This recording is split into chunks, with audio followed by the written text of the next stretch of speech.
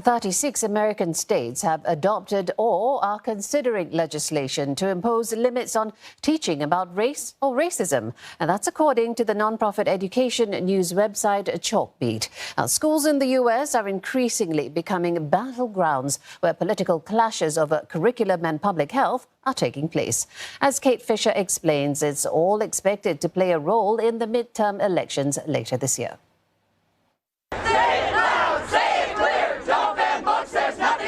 They're usually found in the quietest corner of school, but these librarians want to be heard.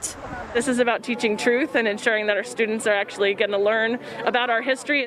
But some parents want more say in the way U.S. history is taught and what books their children have access to. It's not just education, it is a social, political, ideological agenda, and reading the curriculum, reading and uncovering what I never knew was there, and in particular, critical race theory.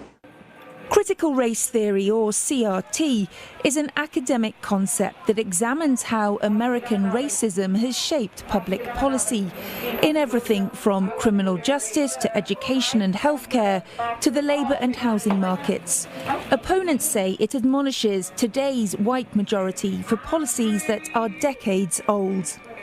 It's not taught in most schools, but still, conservative politicians have found that criticising it can be an effective political tool. And therefore, we will not teach critical race theory in schools. We will not.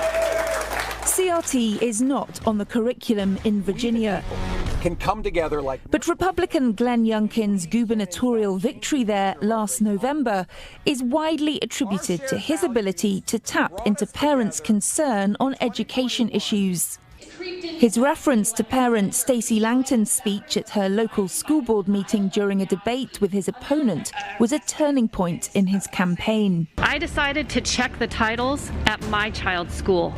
Stacey Langton didn't know that her words would help to swing an election. Our Republican candidate, Glenn Youngkin, at that time was about 9 points behind in the polls. I think probably everybody thought he was going to lose. And when I spoke and it became a national news story, it really lit the fire in parents' anger. At my child's That school. appearance was immediately edited into a TV advert for Glenn Youngkin's campaign after her comments provoked Youngkin's opponent, Democrat Terry McAuliffe, to utter the phrase which may have lost him the election. I don't think parents should be telling schools what they should teach. I'm Glenn Youngkin. The first thing Glenn Youngkin did when he took office earlier this year was to sign an executive order designed to root out critical race theory from Virginia's education system.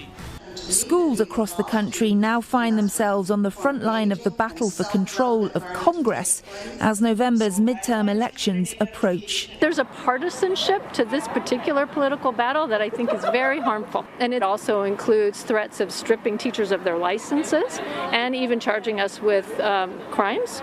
And that's just for teaching the truth and the curriculum that our communities expect us to teach. It's an impossible situation for teachers, and so we're pushing back. Some analysts agree, seeing what's happening in schools as representing a political shift away from democratic norms. Where I begin to worry about the wider state of our democracy is when we see so many political opportunists trying to score points for themselves in this very divisive societal context that we currently find ourselves in.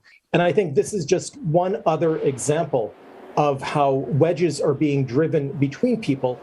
A local school board meeting in Virginia feels a long way from the marbled halls of the US Congress. But what happens in the classroom could have an effect on who holds the power in these corridors come November.